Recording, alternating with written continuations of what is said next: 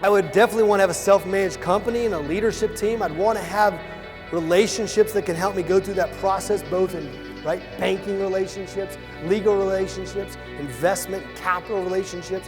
I'd want friends and people that knew how to walk through that equation together. You start thinking of what you would need to get there, and you'll start noticing the process I'm taking you through. And so what you have to do is, when you want to get bigger, is you'd have to invest in your team, and you'd have to build relationships, and you'd have to have your legal team in order, and you'd have to have your risk management in place. You would have to do those things to get there. Guess what would happen along the way? Something called accumulation. Instead of chasing accumulation, you'd be chasing investment, because you would have to invest. It's the only way for you to get there is to invest and to reinvest. What you would have to do is quit focusing on yourself. Think about that for a second. If you were going to do that, you'd have to stop focusing on yourself and start focusing on those around you. You'd have to actually start thinking about the relationships. If you were going to get 10 times where you are today, you'd have to actually start thinking about, because you would need some help. You need some help. You would need some help. You would need people around you, not just business partners and relationships, but you would need people on your team that you can count on.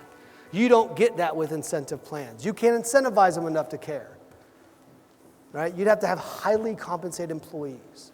You'd have to have team members that really, truly understood your vision and your mission and where you want to go and where you want to take this. Think about that for a second.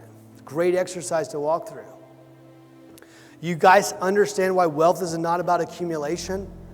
See, you can't get to 10 times if all you're thinking about is accumulation. If all you were thinking about accumulation is, you won't get there, because you would have to invest along the way. And every time you invested, went to go invest, your scarcity mindset would pop in.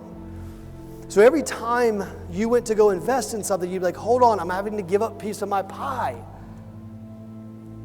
So you wouldn't do it. You wouldn't invest.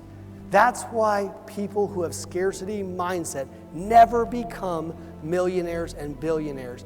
The reason why is because they don't invest. They don't invest in relationships. They don't invest in their team. They don't invest in creating a self-managed organization. They don't invest in things like this. They're at the beach today, right? They've got it all taken care of.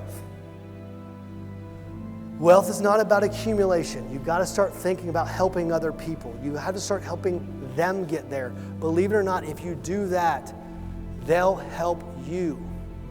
I know I've got to help my team on that back row back there. I know that. I know I have to take care of them. I know I have to make sure that they get what they want in their life. We're going to fight to get you what you want.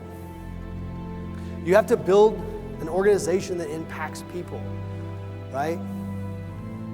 Remember what I said.